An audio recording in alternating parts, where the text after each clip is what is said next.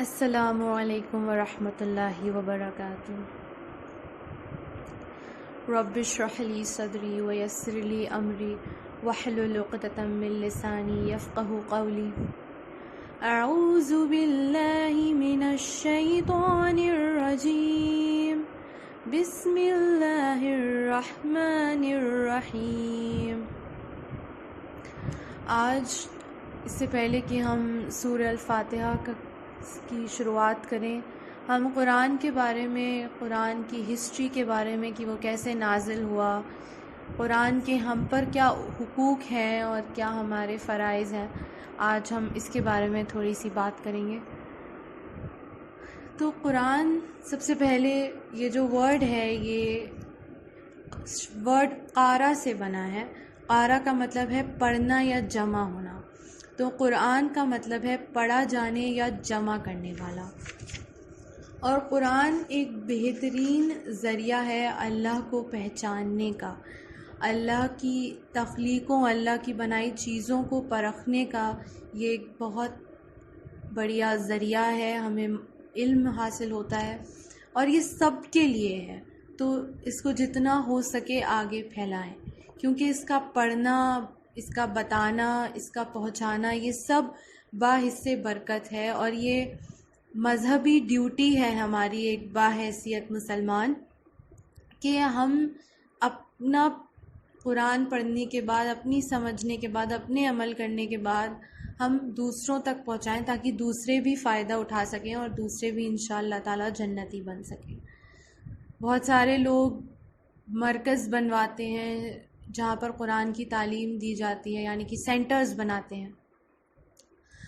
بہرحال حضرت عائشہ نے کہا تھا کہ محمد مصطفیٰ صلی اللہ علیہ وسلم ایک چلتا پھرتا قرآن ہے، تو قرآن جو ہے وہ محمد صلی اللہ علیہ وسلم کے اعمال میں محفوظ ہے۔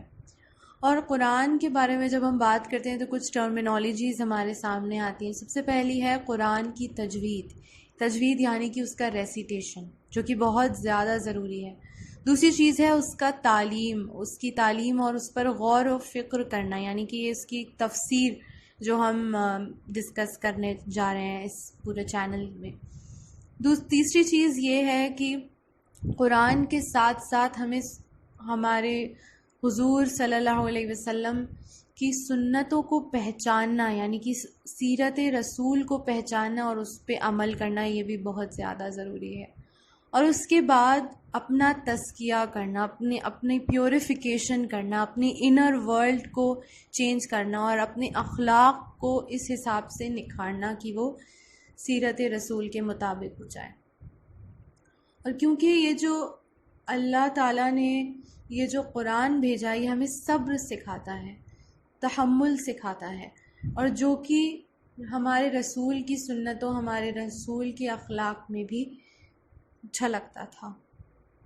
اور دوسری چیز ہے کہ اس کی پوری ان ڈیپتھ انڈرسٹینڈنگ کرنا، کیونکہ ہم اس کو جتنا زیادہ پڑھیں گے، آپ نے نوٹس کیا ہوگا کہ آپ جب بھی قرآن کا تفسیرہ پڑھتے ہیں یا کوئی بھی ترجمہ پڑھتے ہیں تو ہر بار ایک نئی چیز سمجھ میں آتی ہے، کیونکہ ہم جیسے جیسے آگے بڑھتے ہیں، ہماری عمر بڑھتی ہے، ہمارے ایکسپیرینسز بڑھتے ہیں، تو ہمارا جو نالج ہے، جو ہمارا مائنڈ سیٹ ہے، وہ بہت براڈن ہو جاتا ہے۔ تو جتنی بار ہم اس کو پڑھتے ہیں، ہمیں ایک نئی چیز سمجھ میں آتی ہے کہ ارے یہ بھی اس طریقے سے بھی اینالائز کیا جا سکتا ہے، اس آیت کو یہ اس طریقے سے ہمارے لیے ریلیونٹ ہے۔ تو اس کی ایک لمٹ لیس انڈرسٹینڈنگ ہے۔ جو لوگ اس کو بہت بار پڑھ چکے ہیں، وہ خود جتنی بار اس کو پڑھتے ہیں اتنی بار ایک نئی چیز سامنے آتی ہے، کیونکہ قرآن جو ہے وہ دل کی غذا ہے، اس کی شفا ہے، تو اس کا فہم، یعنی کہ اس کی انڈرسٹینڈنگ اور اس پہ غور و فکر، اس کا تدبر، یہ بہت زیادہ ضروری ہو جاتا ہے۔ تو انشاءاللہ تعالی آج ہم اس چینل کے ذریعے جو ہم جڑے ہیں، تو ہم سب یہ عہد کریں اور یہ نیت کریں کہ ہم سب یہاں پر اپنی اصلاح کے لیے اس کو سن رہے ہیں۔ میں جو بتا رہی ہوں، میں اپنی اصلاح کے لیے بتا رہی ہوں، کہ جب ہم بتاتے ہیں کسی کو کوئی چیز تو وہ ہمارے دماغ میں اور پکی ہو جاتی ہے، تو انشاءاللہ تعالی ہماری اصلاح کے لیے ہم اس چیز کو سن رہے ہیں، سیکھ رہے ہیں۔ کیونکہ اگر ہم اپنے آس پاس دیکھیں تو اللہ تعالیٰ کی کتنی کریشن سے ہم روز سراؤنڈڈ رہتے ہیں، لیکن اس خالق کائنات کی کریشنز کو سمجھنا امپاسبل ہے. اس کے پیچھے کیا حکمت ہے وہ واللہ عالم. تو ایون آپ دیکھیے کہ اتنے بڑے بڑے سائنٹسٹ اتنے بڑے بڑے ریسرچ پیپرز لکھتے ہیں کس پہ؟ ایٹم پہ یا سیل پہ، جو کہ سب سے چھوٹی اکائی مانی جاتی ہے پورے دنیا کی. اس کو سمجھنے کے لیے سالوں لگائے، کروڑوں اربوں روپے لگائے. تو آپ یہ سوچیے کہ اس سے بڑی بڑی کتنی ساری چیزیں سے، اللہ تعالیٰ کی بنائی چیزوں سے ہم روز سراؤنڈڈ ہیں. تو ہم اس کی سمجھ ہمیں آ ہی نہیں سکتی، ہماری سمجھ وہاں تک جا ہی نہیں سکتی ہے.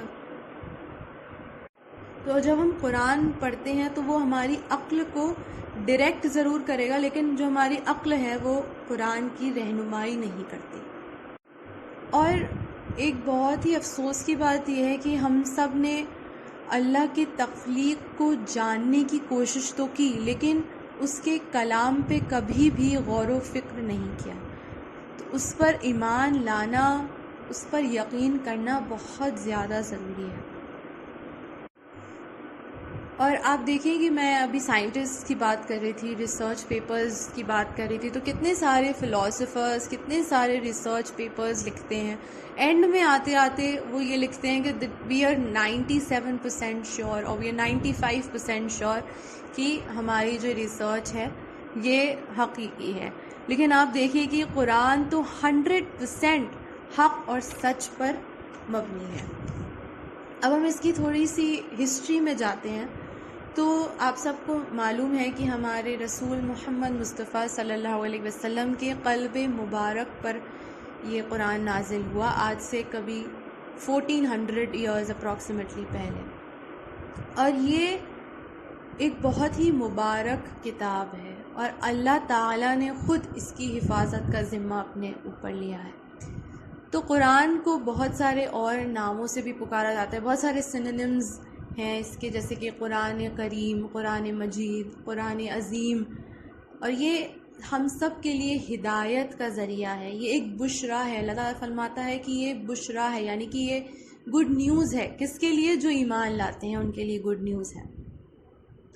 بہت سارے لوگ اس سے ڈرتے ہیں، کہ اس کو پڑھنے سے ڈرتے ہیں کہ اس میں اللہ تعالیٰ اپنے بندوں کو ڈراتا ہے. بہت سارے لوگ یہ کہتے ہیں، لیکن یہ ایمان لانے والوں کے لیے گڈ نیوز ہے کہ ان کو اپنے صبر، اپنے اچھے اعمالوں کا اجر اللہ تعالیٰ انشاءاللہ تعالیٰ عطا کرے گا، دنیا میں بھی اور آخرت میں بھی.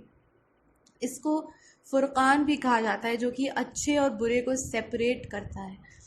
اور یہ کب نازل ہوا؟ ہم سب کو پتہ ہے کہ لیلۃ القدر کی رات کو یہ نازل ہوا اور مکہ میں نازل ہوا.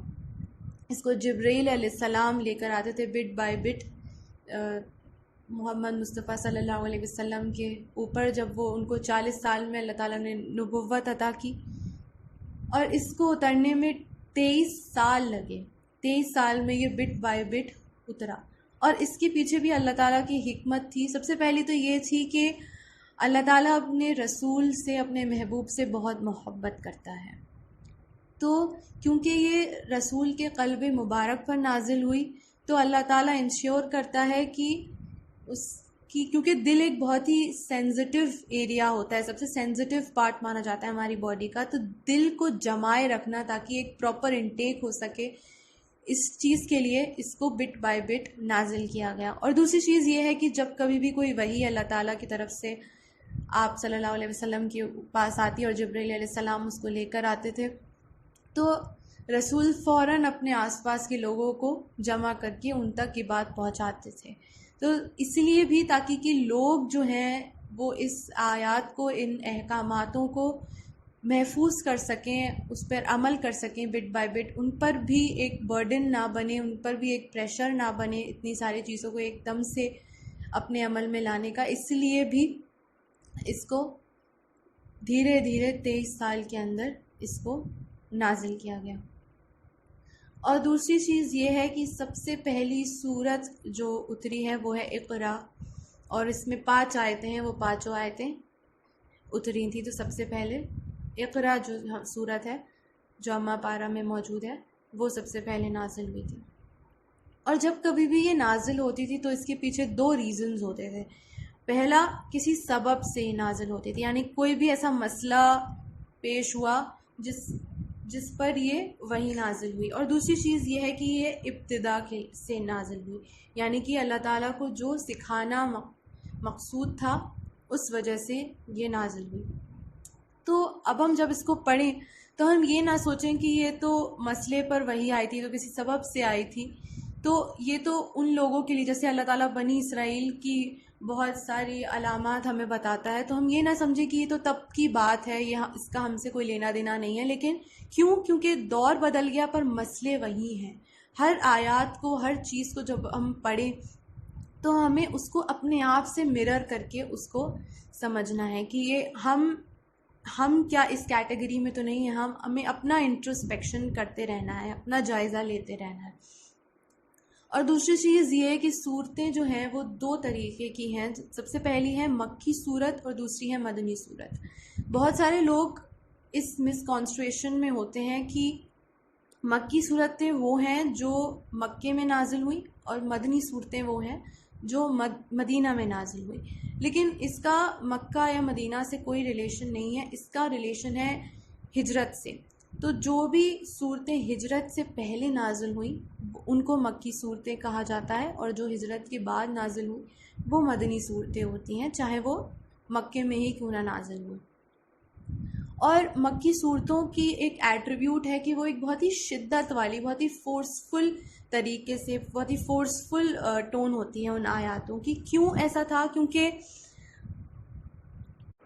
جب قرآن نازل ہو رہا تھا تو مکی لوگ جو تھے وہاں بہت ہی زیادہ جہالت بہت زیادہ پریولنٹ تھی وہاں پر، اور مکی لوگوں کی وہ زبان کے ماہر تھے. تو اللہ تعالیٰ نے جو ان کو جواب دیا وہ بھی ایسا تھا کہ ان کا ناز توڑنے والا جواب تھا.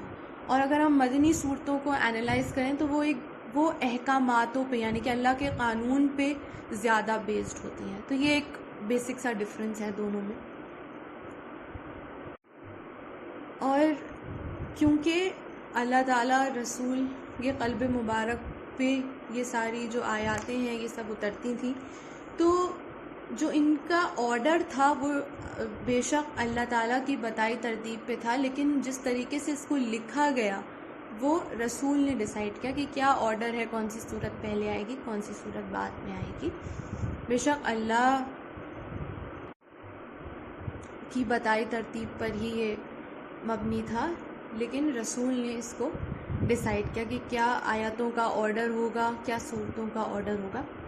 اور دوسری چیز یہ ہے کہ کیونکہ آپ صلی اللہ علیہ وسلم پڑھنا لکھنا نہیں جانتے تھے تو وہ ان آیاتوں کو ڈکٹیٹ کرتے تھے، اور اس کو اس ٹائم پہ کیونکہ کاغذ تو نہیں تھا تب اس کو یہ کھالوں پہ یا ہڈیوں پہ یا چھالوں پہ، ان سب چیزوں پہ یہ اس چیز کو لکھا جاتا تھا اور اس طریقے سے اس کو محفوظ کیا جاتا تھا. ظاہر سی بات ہے بہت ہی مشکل ہے، آج کل تو ہمارے پاس ایک کنسائز بک کے فارم میں موجود ہے تو یہ کافی آسان ہے، بٹ اس ٹائم یہ الگ الگ چیزوں پہ لکھی گئی تھی تو اس کو کلیکٹ کرنا بے شک آج کے کمپیریزن میں زیادہ مشکل تھا، لیکن اللہ تعالیٰ کے فضل و کرم سے یہ ممکن ہو سکا. تو آج ہم اور آپ جی جو بیٹھے ہیں، میں آپ سے بات کر رہی ہوں، آپ سن رہے ہیں، تو ہم یہ فکر نہ کریں کہ یہ جو ہم نے آغاز کیا ہے، کیونکہ ابھی ہمیں ایک لمبا سفر طے کرنا ہے انشاءاللہ تعالیٰ، اللہ تعالیٰ مدد ہمیں فرمائے گا، لیکن ہم یہ فکر نہ کریں کہ کیسے اور کب یہ ختم ہوگا، کیونکہ ہم نے نیت کر لی ہے، آپ نے نیت کر لی ہے سننے کی، میں نے نیت کر لی ہے آپ سب تک یہ بات پہنچانے کی.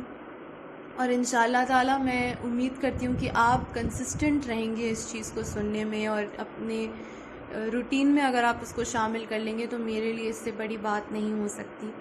تو انشاءاللہ تعالیٰ میں بھی آپ تک اس بات کو پہنچانے میں ریگولر رہوں گی، ہر ویک میں اس کو پہنچاؤں گی، اور آپ بھی انشاءاللہ انشور کیجئے کہ آپ بھی ہر ویک بس تھوڑا سا ٹائم آپ کو 10-15 منٹ دینے ہیں، اور انشاءاللہ تعالیٰ میں امید کرتی ہوں کہ اللہ تعالیٰ آپ کو اس چیز کا جزا دے گا اور آپ کے علم میں اضافہ ہوگا انشاءاللہ تعالیٰ.